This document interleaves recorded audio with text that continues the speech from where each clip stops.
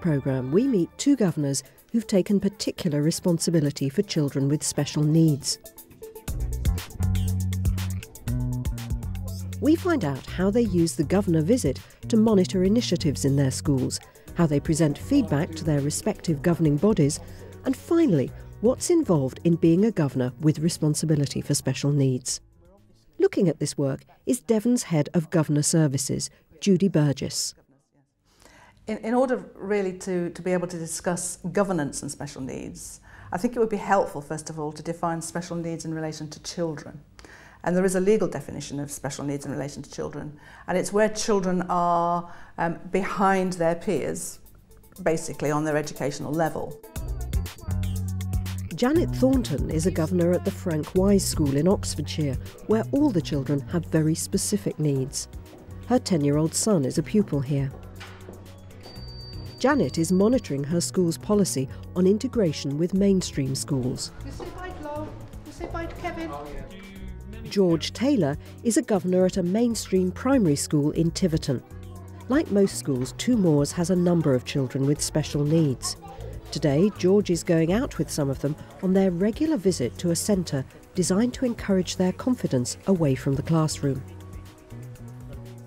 Legally, there is no difference when you're looking at the corporate responsibilities of the governing body in a special school and in a mainstream school. So if you go to the Guide to the Law and look at the chapter on special needs, you'll see it's exactly the same, whether you're in a special school or a mainstream school. What's different is maybe how the governors will see it in action. The Frank Wise School is proud of its work with mainstream schools. Its children make regular visits to neighbouring schools and share lessons and playtime with similar year groups. One of these is Greatworth Primary. And today, a governor is joining the class. I'm here to have a look at what's happening with the integration with Greatworth School. And we're just here so that I can have a look at what's happening and how the children themselves interact with the mainstream children. What we're going to do today is finish off the portraits for the pop art. There are benefits from the scheme for both schools. Greatworth's teachers believe that their children learn valuable social skills about the world we live in.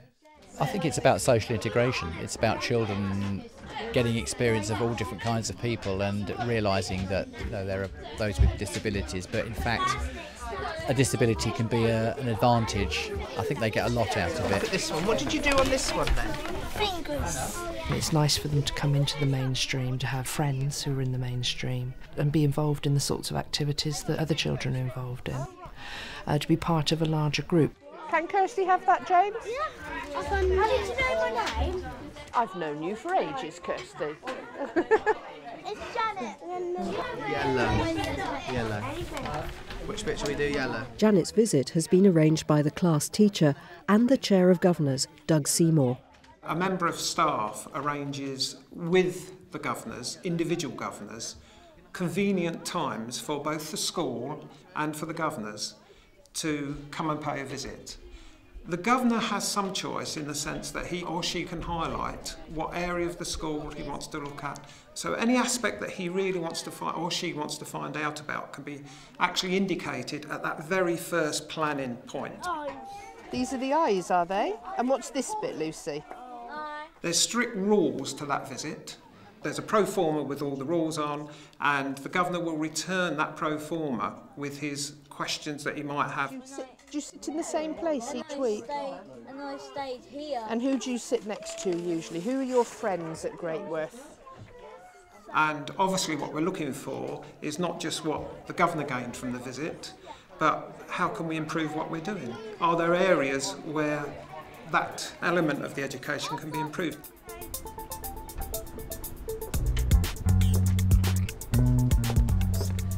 That was a really interesting morning. It was wonderful to see the children from Frank Wise integrating so successfully with the children at Greatworth. And I'm going back to the school now to have a meeting with the rest of the governing body. Janet, if you wouldn't mind, please, just recounting your visit. It was great. For me, it's the first time I've been as a parent governor and watched it all happening. And there was one one of the children was having quite an outburst because he's been feeling poorly and he was really out of sorts.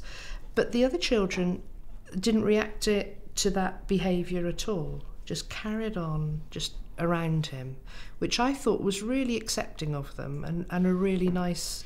They were just very accepting. I think the beauty of what we've just seen on the television of a governor having almost represented her governing body by observing some good practice between two schools, a special school and a mainstream school, she really expressed really well, I think, what she saw. That's just the observations of a lay person. Is there any one thing or more that you would change, that we could do differently, that would actually add value to what we're doing? I think what we're doing is excellent. I wonder, I know that we've done this sometimes, Kevin, but about bringing the children to us. That's probably something we've done less. I think all schools need strong governing bodies because governors do have now a lot of responsibilities within the school.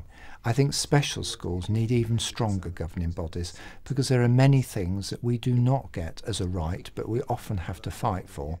I think that's something governors might need to consider when we're looking at sorting out our budget and everything for next year. So the action points for us are that we're going to look at the mainstream children coming on site more frequently and also look at whether we can put some more money into the funding.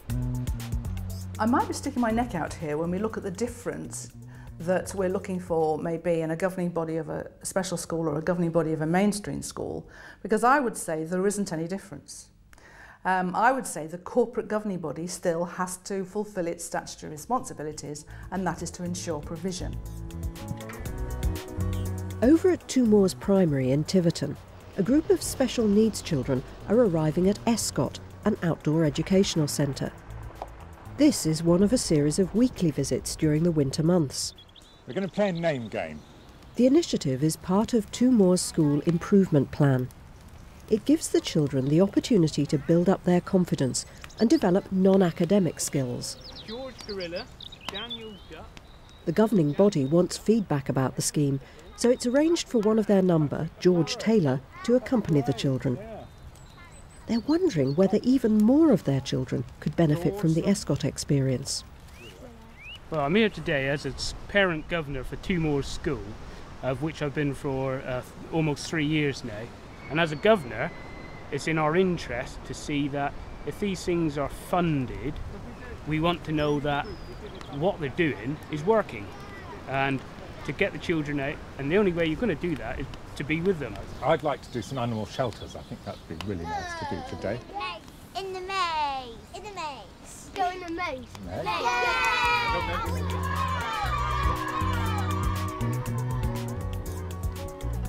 We do special needs education for primary schools and secondary schools, mainly for special needs groups. The special needs groups are mainly the ones who are struggling in a classroom. Why do you like the maze so much? It's fun. It's fun. What is fun? Should Should we go and do it? Yeah, why not? Shall I show you the way? As a governor and a parent as well, I look at it from both sides of the fence, in that as a parent I like to see how my children and other children develop in the classroom and outside of the classroom in a rural environment. Everybody up here! This is a great opportunity for children to develop themselves in other ways other than looking at the computer screens or the indoors type of things which we tend to occupy ourselves with today. You're not meant to go across the fence. It's equally as important that Alan, who runs this course, is a qualified teacher. He obviously understands the wheres and the whys of the children, and he has a sound knowledge of outdoor teaching. Two Moors School have been very successful here. They've been coming for about 2 years now. So what's a shelter? Yeah. It's like to keep animals safe. And the teachers report that those children have come a long way. Right, can you go out and make an animal shelter now, please? We've also had the governors. Many of the governors have been to visit us and seen what we've been doing. And where does it actually live? In there? Yeah. Does it live all on its own? Yeah. Or just the one hamster, is it? Yeah. What do you enjoy about coming here then? I finished mine because having fun. Having fun. Is there any particular area? The otters. The otters you like, do you? When governors have a formal school improvement plan and they're implementing that, often a governing body will determine that maybe one or two governors will go and see that part of the school improvement plan at work.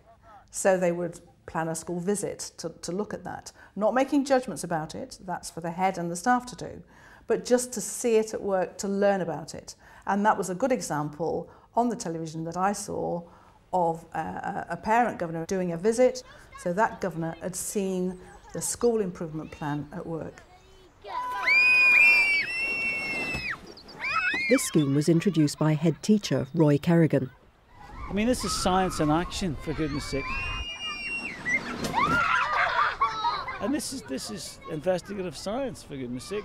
They're forming hypotheses and trying them out and having a lot of fun.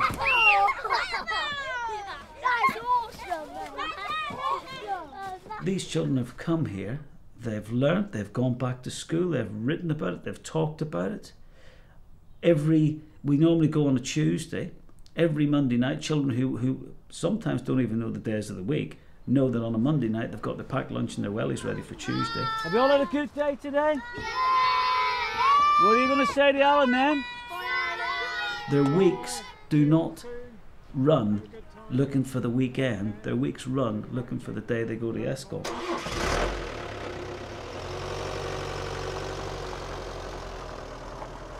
One of the things that George has discovered is that the Forest Centre would be happy to take a group of up to 30.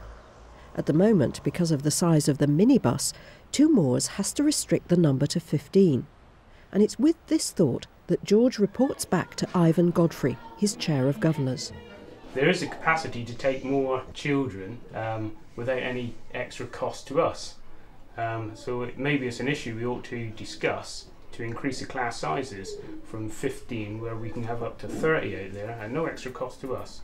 But I suppose transport would be transport would be an issue, so we'd have to look at. None of the teachers. It's part of a governing body's responsibility to monitor provision for special needs children. But what have Janet and George got out of it personally? I mean, as a governor, it's not all about sitting in a classroom or sitting at a table discussing things. You've got the ability to go out and see for yourself what is done in an outdoor teaching environment, and to see the children themselves and the confidence it's built upon being outdoors is a great thing to see. I'm making a birthday. Today's been really important because it's given me the opportunity to go and see something that perhaps a lot of people don't actually get to see, which is seeing the children in their everyday environment, going into a school, integrating with mainstream. Going to cut around it?